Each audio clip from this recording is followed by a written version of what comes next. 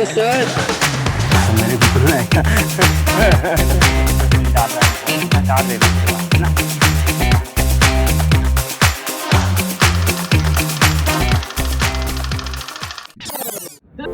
आवाहन से लेकर कवि सम्मेलन तक, प्रेमचंद जयंती से लेके शास्त्रार्थ तक, मातृभाषा की रौनक हो, या स्वच्छता पखवाड़े के अंतर्गत नारा लेखन प्रतियोगिता, हिंदी के सम्मान से संस्कृति के उत्थान तक, हर ओर उत्साह, हर दिल में उमंग हो, शब्दों में शक्ति, भावों में रंग, जहाँ हर प्रतिभा को मिलता है अपना मंच, जहां हर प्रयास बनता है एक नया आरंभ। कहीं और कहाँ ये जोश, कहीं और कहाँ ये ढंग, कहीं और कहाँ ये जोश, कहीं और कहाँ ये ढंग, ये संभव है केवल राजभाषा समिति के संग। हेलो सर, क्या आप थोड़ा इलैबोरेट करेंगे? जी बिल्कुल, आज की इस वीडियो में हम विस्तार से बताएंगे। मुझे तो नहीं समझ है। हेलो गाइस, थोड़ा थोड़ा क्लब के इवेंट में तो दिखते नहीं हो, गार्डन में ही दिखोगे। खैर हाँ सर। तो आप लोगों को क्या लगता है कि अभी तक का राजभाषा का आपके कार्यकाल में सबसे बेस्ट इवेंट कौन सा था? मेरे को तो सर कवि सम्मेलन सबसे बेस्ट लगता है। मुझे कोई खास कारण कि कवि सम्मेलन ही क्यों बेस्ट है? सर क्योंकि उस इवेंट में मैं पहली बार सारे सीनियर से मिली थी और मुझे पता चला कि यहाँ के सीनियर्स कॉलेज में और कहीं नहीं मिलेंगे, इसलिए वो मेरा फेवरेट है क्योंकि उनके साथ मिलकर मैंने बहुत सारा अच्छा काम किया और सीखा। सर मुझे सबसे अच्छा इवेंट लगता है राजभाषा का, जो आह्वान में हमारा गति स्पर्धा हुआ था और जो साथ में खजाने की खोज हुई थी वो काफी अच्छी थी। जीते थे तो लगेगा यार, ऑनेस्टली बहुत अच्छा लगता है ना। आप anything extra to add? No अच्छा, कोई बात। मैं जीत गई थी। और सर, अकेले कैसे बैठे हो? अरे यार सोच रहा हूँ राजभाषा में नेक्स्ट ईयर किसको कवि सम्मेलन मिलाऊं। और बताओ तुम लोग, इतने समय से तुम लोग राजभाषा में हो, राजभाषा क्या मायने रखते है तुम्हारे लिए? सर मेरे हिसाब से राजभाषा एक बॉन्डिंग है सर, जिसके अंदर ऐसा मतलब फैमिली की तरह ट्रीट किया जाता है। ओह अच्छा, तुम बताओ। सर राजभाषा एक परिवार की तरह है जहाँ सिखाने पे फोकस किया जाता है। सर राजभाषा एक फैमिली है जहाँ पे सीनियर्स अच्छे से गाइड करते हैं और बॉन्डिंग भी काफी अच्छी है। सर राजभाषा में लगता नहीं कि हम कहीं बाहर दूसरे क्लब में हैं, ये अपना ही क्लब लगता है, जैसे पहले से ही हम यहाँ काम कर रहे हो। जैसे फैमिली में हमको खाने के लिए मिलता है, वैसे तुम लोग को खाली ये लोग काम वाम कराते हैं या फिर कुछ खाने पीने को भी मिलता है? मिलता है ना सर, हर मीट पे समोसे मिलते हैं। अच्छा, समोसा भी मिलता है कि और कुछ मिलता है? कोल्ड ड्रिंक भी मिलता है सर। ओ ठंडा की जरा। कभी कभी सर 2 गिलास भी दे देते हैं। हाँ सर। स्प्राइट में मजा आता है ना। आवाहन 2025, जब हमने संस्कृति, भाषा और साहित्य के अनूठे संगम से प्रतिभा को निखारा, नए विचारों को जन्म दिया और अविस्मरणीय अनुभव प्राप्त किया। इस वर्ष आवाहन ने एक नया रूप पाया। प्रश्नोत्तरी हो या वर्ग पहली, सबने दिमाग आजमाया। रश्मि रथी और मधुशाला को फिर से जीवित कराया, इसलिए तो कविता वाचन ने आवाहन को और भी खास बनाया। कवि चित्र से तो कवि स्मृति से प्रोफेसर्स ने भी लुत्फ उठाया और राजभाषा के पुरस्कारों ने सबके मन को भाया। फिर आया आह्वान का वो दिन, जब प्रतियोगिताओं का मन सजा रोमांचक खेलों के साथ। इसमें से एक था खजाने की खोज। इस खेल में खजाने से ज्यादा कैंटीन से मंदिर और मंदिर से सेंट्रल गार्डन के दर्शन ज्यादा होते हैं। क्लूज को देखकर इतना कंफ्यूजन हो जाता है कि अपनी ही हिंदी पर से भरोसा उठ जाए। फिर भी सब ऐसे भाग दौड़ कर रहे थे जैसे कॉलेज के पहले दिन ही प्लेसमेंट मिल जाने वाला हो। हंसी, उलझन और भाग दौड़ के बीच यह खेल सबसे मजेदार बन गया। दूसरा खेल था अंधा मोड़। जुगलबंदी का यह खेल भी निराला था। आंखों पर पट्टी, दोस्त पर भरोसा ही इस खेल का सहारा था। आवाहन का तीसरा खेल था गति स्पर्धा। हमारे अनबैलेंस्ड जिंदगी में बैलेंस का यह एक क्रैश कोर्स बना। नींबू और चम्मच के साथ इसने हमें बताया कि जिंदगी में हमेशा दौड़ना काफ़ी नहीं होता, कभी कभी बैलेंस के साथ चलना भी हमें जीत दिला सकता है। मुंशी प्रेमचंद जयंती के उपलक्ष्य पर राजभाषा समिति ने एक पत्र लेखन प्रतियोगिता का आयोजन भी कराया, जिसका नाम था प्रेमचंद को पत्र। इस प्रतियोगिता में विद्यार्थियों और शिक्षकों ने बढ़ चढ़कर हिस्सा लिया और विभिन्न विषयों पर प्रकाश डालते हुए अपने विचार प्रेमचंद को पत्र के रूप में लिखा। स्वच्छता पखवाड़ा के अंतर्गत राजभाषा समिति ने एक कदम स्वच्छता की ओर भी बढ़ाया, जिसके अंतर्गत विद्यार्थियों और प्राध्यापकों के लिए राजभाषा समिति ने एक नारा लेखन प्रतियोगिता का आयोजन भी कराया था। हिंदी की प्रथम कार्यशाला। इस कार्यशाला में हमें यूनिकोड के बारे में जानने को मिला। यूनिकोड एक ऐसा स्टैंडर्ड जहां अलग अलग भाषाओं के टेक्स्ट को हम डिजिटल फॉर्म में सही तरीके से लिखने में मदद करता है। वर्ष की द्वितीय कार्यशाला में हमने हिंदी कीबोर्ड्स के बारे में सीखा, कृतिदेव, रेमिंगटन और इनस्क्रिप्ट जैसे डिफरेंट लेआउट्स के बारे में समझा। इनस्क्रिप्ट एक स्टैंडर्ड लेआउट है, जबकि बाकी दोनों ज़्यादा इस्तेमाल होते हैं। इससे हमें हिंदी टाइपिंग को ज़्यादा तेज और आसान बनाने की जानकारी मिली। कुल मिलाकर यह वर्कशॉप हमारे लिए काफ़ी उपयोगी रही।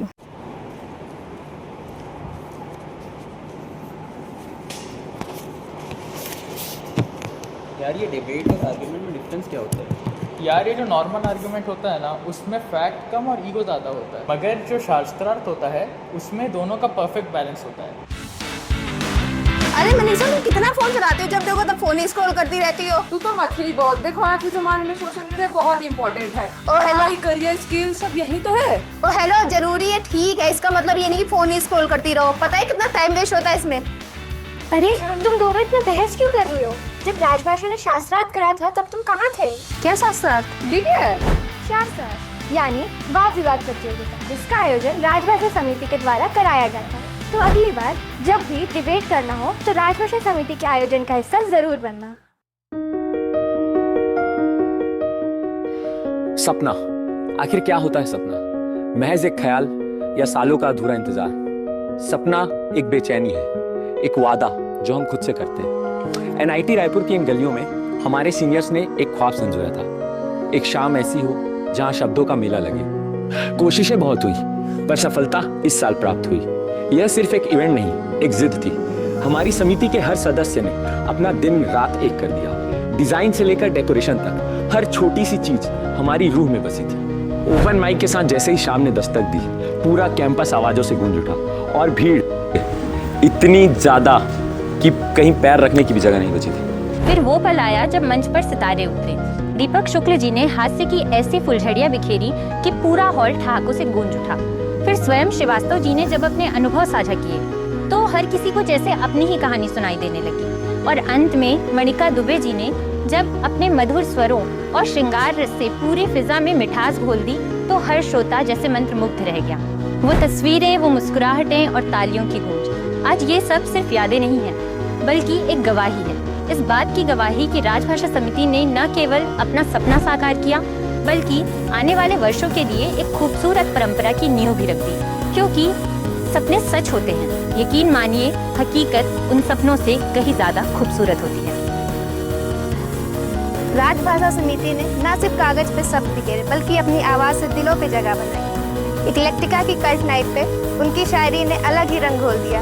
हर पंक्ति में एहसास, हर शब्द में गहराई। उनकी शायरी से ये शाम और भी खास होगी, जिसकी चर्चा आज तक है। वह सिर्फ शब्द नहीं थे, एक एहसास था जो दिलों पे छू के यादों में बस गया। हमारी पहली श्रृंखला है विरासत श्रृंखला। इस श्रृंखला में हम भारत की संस्कृति, इतिहास और परंपराओं को न केवल दर्शाते हैं, बल्कि उन्हें महसूस कराने की कोशिश करते हैं। हर रील के साथ हम अपने देश को और करीब से जानने की कोशिश करते हैं। हमारी दूसरी श्रृंखला है कविता श्रृंखला। यह श्रृंखला शब्दों और भावनाओं का संगम है, जहां हम चुनिंदा कविताओं और पंक्तियों को प्रस्तुत करते हैं। यह श्रृंखला उन सभी के लिए है जो लिखना, पढ़ना और महसूस करना जानते हैं। हमारी तीसरी श्रृंखला भारत रत्न श्रृंखला।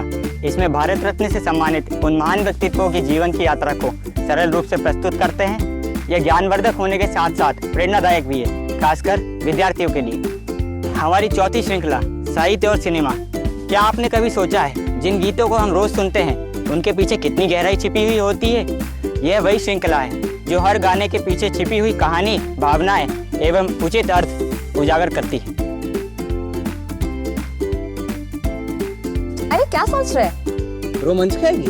देखो पता है, ये मंच देता है सिर्फ 2 सेकंड का क्रंच, असली मंच देती है अस्मिता, हमारी वार्षिक पत्रिका। हमारे कॉलेज की रचनात्मकता और प्रतिभा को दर्शाती है। इसमें न केवल छात्र बल्कि शिक्षक अपनी कहानियां, कविताएं और लेखियां सभी साझा करते हैं। अस्मिता ने हर उस बच्चे को जगह दी है जिसने सोचा था मेरी आवाज में क्या रखा है। अरे बहुत कुछ रखा है। तू भेज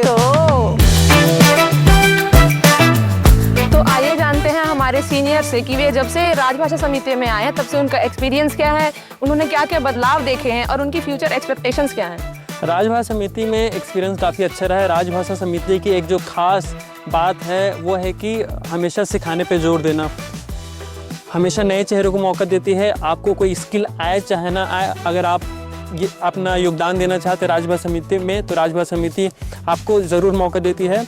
और राजभाषा समिति हमेशा डिसीजन मेकिंग में पूरी टीम को इन्वॉल्व करती रही है। एक बदलाव जो सब महसूस कर सकते हैं राजभाषा समिति के बारे में, वो ये है कि आज हर कोई राजभाषा समिति को जानता है और एक जो पूरा एटमॉस्फेयर है कॉलेज का हिंदी के प्रति, उसको बदलने में राजभाषा समिति ने काफ़ी योगदान दिया है और इसके पॉजिटिव इम्पैक्ट देखा जा सकता है कॉलेज में। हाँ, जैसे कि बात एक्सपीरियंस का है तो राजभाषा समिति में काफ़ी अच्छा एक्सपीरियंस रहा है। मैंने अपने कॉलेज लाइफ का बहुत अच्छा मोमेंट राजभाषा समिति में जिया है। जैसा हुमांशु ने बताया कि राजभाषा समिति मौका देती है नए चेहरों को, भले उनको आता ना हो लेकिन उनको मौका दिया जाता है। वैसे ही राजभाषा समिति ने मेरे को भी मौका दिया था। होपफुली मैं उम्मीदों पे शायद खरा उतरा हूँ। और रही बात बदलाव की, तो इस बार राजभाषा समिति ने बहुत सारी चीज़ों में बदलाव किया है और बहुत सारी नई चीज़ों पे भी ध्यान दिया है। सबसे इम्पोर्टेंट तो ये था कि हमने कवि सम्मेलन इस बार करा लिया, जो फर्स्ट ईयर से ही हमारा सपना रहा है, वो सपना फोर्थ ईयर में आके पूरा हुआ। इस बात की हमें बहुत बहुत खुशी है। मैं राजभाषा समिति के साथ थर्ड ईयर में ज्वाइन किया। मेरा राजभाषा समिति के साथ बहुत अच्छा एक्सपीरियंस रहा, क्योंकि यहाँ मुझे बहुत कुछ सीखने को मिला और राजभाषा समिति ने मुझे बहुत कुछ सिखाया और मुझे एक प्रकार से एक बेस्ट परिवार दिया, क्योंकि यहाँ पे कोई टीम मेंबर नहीं है, एक प्रकार से परिवार है जो कि साथ में मिलकर काम करते हैं और साथ में ही सभी इवेंट को सक्सेसफुल करवाते हैं और हम क्लब के नाम को थोड़ा आगे बढ़ाते हैं। और जहाँ से मैंने देखा कुछ बदलाव हुए हैं, जैसे कि ये बदलाव है हमारे विगत 2-3 वर्षों से, जो कि हमने बहुत सारे इवेंट करवाए, तो हमको एक बड़ा इवेंट कराना था, जो कि वो इवेंट है कवि सम्मेलन, जिसको हम सभी ने मिलकर इस इवेंट को सक्सेसफुली कंप्लीट करवाया है। सर, आप लोग 3 साल से इस समिति में हैं और अभी जब आप एक लीडिंग पोजीशन पर आए हैं, तो आपकी टीम से क्या क्या एक्सपेक्टेशंस थी और आपने टीम के साथ मिलकर क्या क्या करने की कोशिश की? जैसा कि पिछले 2-3 सालों से सब देख रहे हैं कि राजभाषा समिति काफ़ी मेहनत कर रही है और अपने स्तर को काफ़ी ऊंचा कर रही है, और इस साल भी हमने उसको कंटिन्यू करने की कोशिश की। हमने इवेंट बड़े पैमाने में करवाने की कोशिश की, उसका स्तर बढ़ाने की कोशिश की, ताकि लोग और भी ज़्यादा इस समिति से जुड़े और हिंदी भाषा के बारे में हम ज़्यादा प्रचार प्रसार कर सकें और लोगों को उसकी अस्मिता के बारे में और जागृत कर सकें। ये हमने कोशिश की है और इस साल हमने कुछ और नए इवेंट और बड़े धमाकेदार इवेंट करवाए हैं। जैसे कि बात एक्सपेक्टेशन की है, मेरे हिसाब से एक्सपेक्टेशन टीम को देखने के बाद ही बनाई जाती है। इस बार की जो टीम थी उसका अलग ही एनर्जी था, अलग ही लगन थी चीज़ों को करने के लिए, और जो एक्सपेक्टेशन हमारे सीनियर्स ने हम पे दिखाया, होपफुली हम उस पर खरे उतरे हैं और वही एक्सपेक्टेशन हमें अपनी टीम से भी था। टीम ने भी बहुत अच्छा काम किया है। जो सपने हमारे थे, टीम ने उसको अपना सपना मान के उसको पूरा करने के लिए निरंतर प्रयास किया है और शायद इस साल राजभाषा समिति इस पर खरी भी उतरी है। तो ये टीम उसी एक्सपीरियंस में खड़ा उतरा है। हमारे राजभाषा समिति के 2 मेजर इवेंट हैं, जो कि आवाहन एंड मातृभाषा महोत्सव है। इस दोनों इवेंट को टीम ने सक्सेसफुली कंप्लीट किया है और हमारा एक अगला अचीवमेंट था कवि सम्मेलन, जो कि टीम ने बखूबी इस इवेंट को कंप्लीट करवाया है और इसको सक्सेसफुल करवाया है। तो सर, राजभाषा समिति में आपका सबसे फेवरेट मोमेंट कौन सा है इन वन वर्ड? इस साल का सबसे अगर बेस्ट मोमेंट हो सकता है तो एक ही हो सकता है, वो है कवि सम्मेलन। कवि सम्मेलन। कवि सम्मेलन। सर, राजभाषा समिति के आने वाले जनरेशन को आप क्या मैसेज देना चाहोगे? आखिरी शब्द मैं तो ये बोलना चाहूँगा कि अभी तक जो हमने किया है वो सब आपने ही किया है और आगे भी आप ही करते रहेंगे, ऐसा मेरा विश्वास है, और आप करते रहें।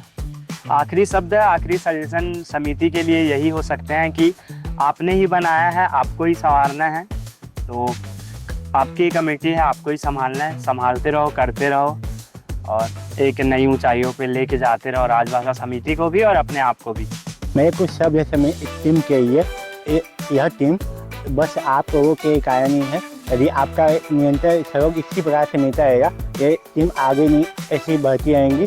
तो मैं आपसे आप लोगों से यही उम्मीद करूँगा कि आप सभी का सहयोग इस प्रकार से समिति को मिलता है। और मेरे टीम के मेंबर्स के यह मैसेज है कि तुम लोग ऐसी टीम को सपोर्ट करते रहना और मैं उम्मीद करता हूँ कि आप सभी लाइफ में अच्छा करोगे और आप सभी जगह खुश रहें। राजभाषा समिति ने इस साल बहुत अच्छे काम किए हैं और इन बहुत अच्छे कामों के पीछे बहुत लोग का योगदान रहा है। हम उन सारे लोगों को धन्यवाद देना चाहते हैं। विशेष रूप से हम धन्यवाद देना चाहते हैं हमारे चेयरमैन महोदय का, हमारे डायरेक्टर महोदय का, हमारे रजिस्ट्रार महोदय का और हमारे DSW महोदय का, जिनके बिना कोई भी इवेंट कराना पॉसिबल ही नहीं था। उनका निरंतर सपोर्ट हमें मिला है। और पूरे कॉलेज प्रशासन के अलावा हम धन्यवाद देना चाहते हैं अपने तीनों फैकल्टी इंचार्ज को। हमारे फैकल्टी इंचार्ज सदैव हमें हर रिसोर्स दिलाने में मदद की है, हमेशा बैकएंड में सपोर्ट देते रहे हैं और हमेशा उन्होंने हमें मोटिवेट किया है कि हम एक टीम के तौर पर आगे बढ़ें और हमेशा अच्छे काम करते रहें। राजभाषा का इस सफलता का श्रेय या इस साल के सफलता का श्रेय हमारी टीम को भी जाता है, जिनका हमें निरंतर सपोर्ट मिला है। सारे इवेंट्स में वो हमारी बैकबोन की तरह खड़े रहे हैं हमारे टीम वाले। और आशा है कि अगले साल भी राजभाषा एक नई ऊर्जा के साथ सामने आएगी और बहुत से अच्छे अच्छे इवेंट्स कराएगी। और अंत में बहुत बहुत धन्यवाद पूरे कॉलेज का और इसके अलावा जिन्होंने भी हमें डायरेक्टली या इनडायरेक्टली सपोर्ट किया है, चाहे वो ऑडियंस के रूप में हो, जो पार्टिसिपेंट्स के रूप में हो, चाहे वो कर्मचारी जो हमारे कार्यक्रम में आते रहे हैं, इन सभी को धन्यवाद, क्योंकि आप लोग के योगदान के बिना हमारा कोई भी कार्यक्रम सफल नहीं हो सकता था, हमारा कोई भी कैंपेन सक्सेस तक नहीं पहुंच सकता था। इसलिए आप सभी को राजभाषा समिति की ओर से बहुत बहुत धन्यवाद।